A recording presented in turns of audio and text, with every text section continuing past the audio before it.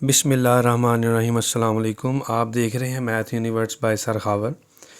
आज हम first year math की बुक से चैप्टर नंबर 7 को पढ़ेंगे। 7.1 एक्सरसाइज को। चैप्टर का नाम है permutation, combination and probability. Permutation, combination and probability, ये 3 टॉपिक्स हैं जो पूरे चैप्टर में हम पढ़ेंगे। इन तीनों टॉपिक्स के बारे में, इन तीनों टॉपिक्स को पढ़ने से पहले उसने हमें इंट्रोडक्शन दिया हुआ है फैक्टोरियल नोटेशन का, जिसको हम 7.1 एक्सरसाइज में भी करते हैं।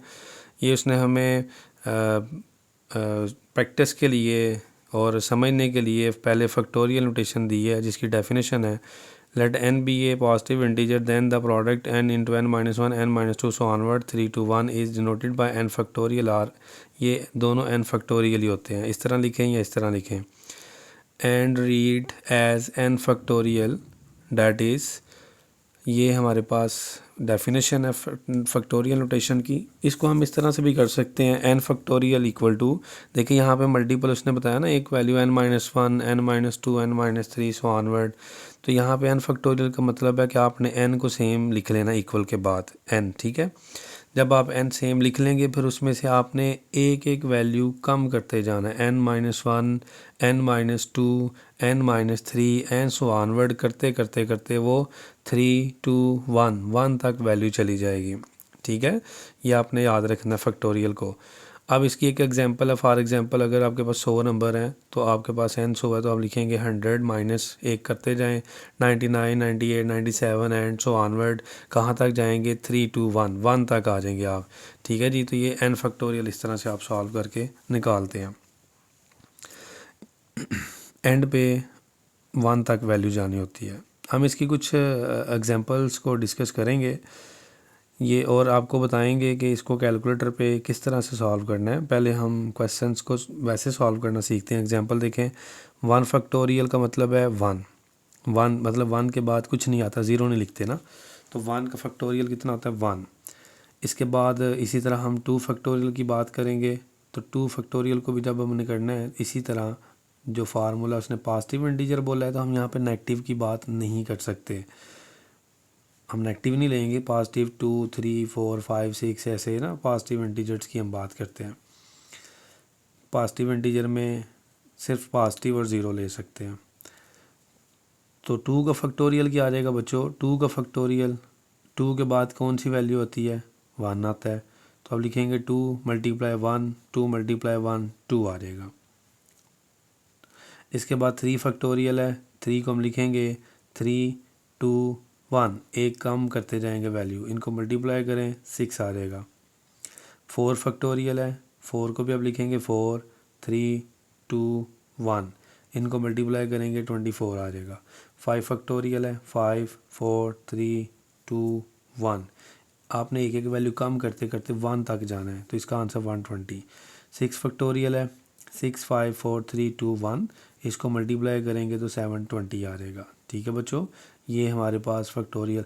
अच्छा अब देखें, जैसे 4 फैक्टोरियल है ना, तो 4 फैक्टोरियल के बाद 4 और 3, 2, 1, ये 3 के फैक्टोरियल होता है। मतलब एक जो पहली वैल्यू छोड़ के, तो उसके बाद वो ऊपर वाली वैल्यू का फैक्टोरियल। जैसे 2 फैक्टोरियल को लिख सकते हैं 2 डॉट 1 फैक्टोरियल। 3 फैक्टोरियल देखें, 3 डॉट के बाद 2, 1 मतलब 2 का फैक्टोरियल था। तो आप 3 फैक्टोरियल को लिखेंगे 3 डॉट 2 फैक्टोरियल। आगे 4 फैक्टोरियल को आपने किस तरह से लेके चलना है? 4 फैक्टोरियल, 4 के बाद जो बाकी वैल्यूज़ हैं वो 3 का फैक्टोरियल होता है, तो उसको लिखेंगे 3 फैक्टोरियल।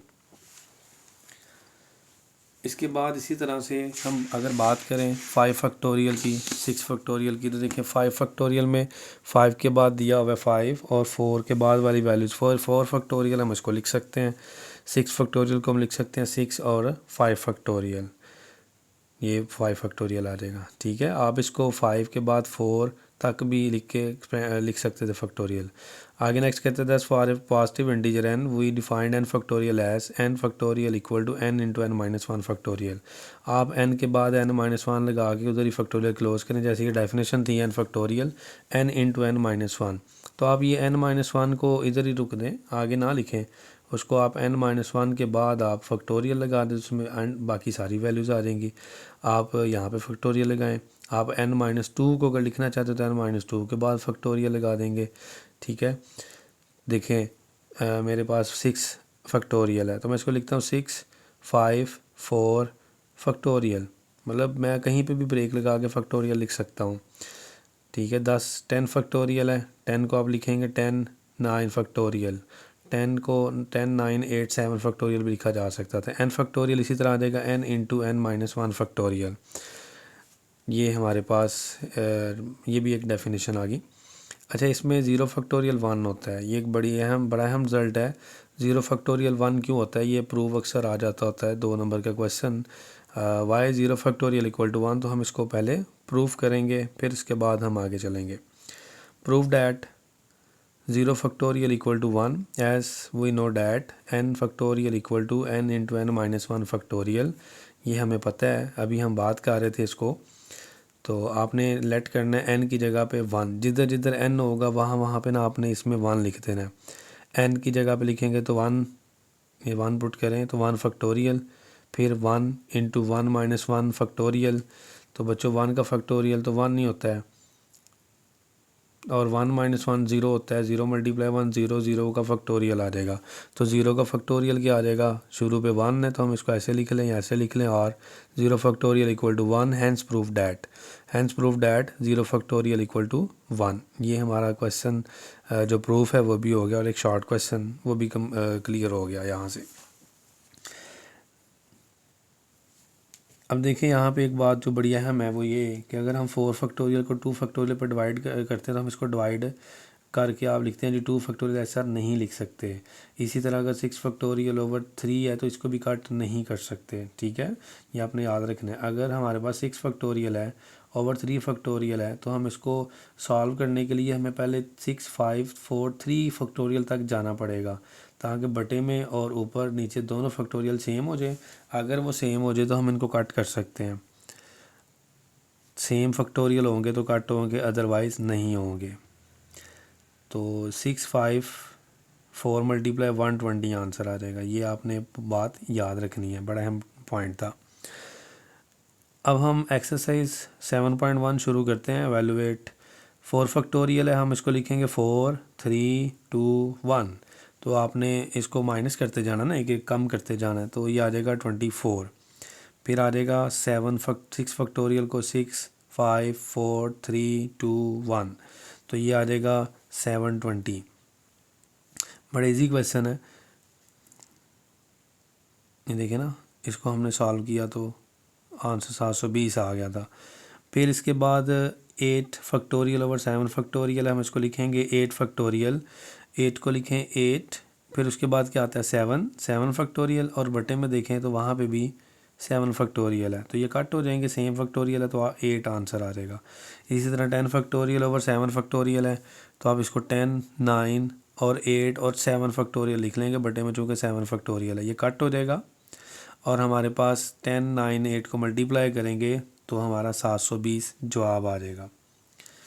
इसके बाद जो नेक्स्ट पार्ट है 11 फैक्टोरियल ओवर 4 फैक्टोरियल 7 फैक्टोरियल, इसमें 11 को आपने एक्सपेंड करना है, जो बटे में बड़ा फैक्टोरियल वैल्यू दी गई है, तो 7 फैक्टोरियल है, तो हम इसको 11 को 7 फैक्टोरियल तक ओपन करते हैं। 11 10 9 8 और 7 फैक्टोरियल। अब 7 फैक्टोरियल यहाँ पर ब्रेक लगा दें, आपने बटे में देखें 7 फैक्टोरियल, ये कट हो जाएंगे, और 4 फैक्टोरियल जो छोटा फैक्टोरियल उसको एक्सपेंड करें 4 3 2 1। अब ये देखें 4 मल्टीप्लाई 2 8 होता है, 2 को फिर 2 से कट कर दिया, और 3 को मल्टीप्लाई 3 से करेंगे तो 9, तो 3 आ जाएगा। इसको मल्टीप्लाई करें 11 10 और 3, तो हमारा आंसर आ जाएगा 330। ये हमारा जवाब आ जाएगा। नेक्स्ट पार्ट है छठा 6 फैक्टोरियल ओवर 3 फैक्टोरियल 3 फैक्टोरियल, बटे में मल्टीप्लाई हो रहे हैं, 3 फैक्टोरियल सेम आ गया है, तो आप 6 फैक्टोरियल को एक्सपेंड करें 6 5 4 3, तो 3 फैक्टोरियल तक हम ना ब्रेक लगा लेते हैं, देखें ना। तो 3 फैक्टोरियल तक जब ब्रेक लगाएंगे तो बटे में एक 3 फैक्टोरियल रहने दें, और एक एक्सपेंड कर दें 3 2 1, तो 3 फैक्टोरियल से कट हो जाएगा। तो देखें ये 6 मल्टीप्लाई 6 कट हो जाएगा, और 5 मल्टीप्लाई 4 20 आ जाएगा आंसर। इसी तरह इसका 7th पार्ट है 8 फैक्टोरियल ओवर 4 फैक्टोरियल 2 फैक्टोरियल। 8 को एक्सपेंड करें आप 8 7 6 4 5 4 फैक्टोरियल, यहाँ तक, और बटे में 4 फैक्टोरियल बड़ी वैल्यू है, यहाँ तक हमने एक्सपेंड कर दिया था, और छोटी जो वैल्यू है ना बटे में 2 फैक्टोरियल, इसको ओपन करके लिखें 2.1।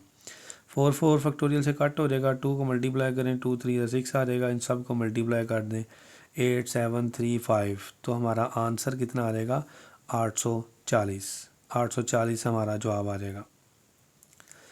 अब हम नेक्स्ट पार्ट करते हैं। नेक्स्ट पार्ट में लिखा हुआ है 11 फैक्टोरियल, 2 फैक्टोरियल, 4 फैक्टोरियल, 5 फैक्टोरियल। तो बच्चों आपने 11 फैक्टोरियल को आपने एक्सपेंड करना है कहाँ तक, 5 फैक्टोरियल तक। बटे में जो बड़ी वैल्यू है ना 5 फैक्टोरियल है, तो ये मैंने एक्सपेंड कर दिया। ये यहाँ पे एंड पे 5 फैक्टोरियल, 2 को भी एक्सपेंड करें 2.1, 4 को भी करें 4.3.2.1, और 5 फैक्टोरियल ऐसे रहने दें, इनको आपस में कट कर दें। कट हो गए। अब आपने 3 मल्टीप्लाई टू 6, ये 6 से कट हो जाएगा। 4 मल्टीप्लाई टू 8, 8 को 8 से कट कर देंगे, तो बच गया 11 10 9 7। इसको आप मल्टीप्लाई करेंगे तो 6930 हमारा आंसर आ जाएगा। नाइन्थ पार्ट है नेक्स्ट, 9 फैक्टोरियल ओवर 2 फैक्टोरियल और 9 माइनस 2 फैक्टोरियल।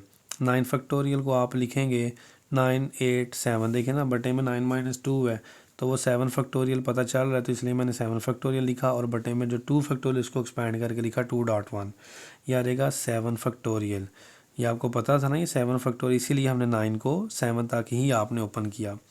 तो ये 9 7 फैक्टोरियल कट हो जाएगा। और इसमें हम ऐसे भी कर सकते हैं कि हम 7 को मतलब 9 को 1 तक एक्सपेंड करें, और नीचे वाला जो 7 फैक्टोरियल उसको भी ओपन कर दें, तो वो सारी वैल्यूज़ कट हो जाएंगी। ये ऐसे कट कर लें।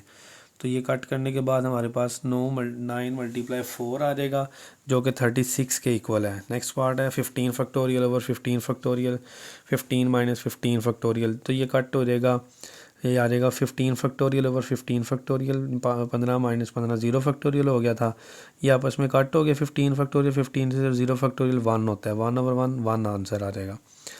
3 फैक्टोरियल ओवर 0 फैक्टोरियल, तो बच्चों 3 को आप ओपन करें, 3 को बाद लिखें, 3 के बाद लिखें 3 2 1, और 0 का फैक्टोरियल 1 होता है, इसको मल्टीप्लाई करें तो आंसर 6 आ जाएगा। आगे 12th पार्ट है 4 फैक्टोरियल, 0 फैक्टोरियल, 1 फैक्टोरियल।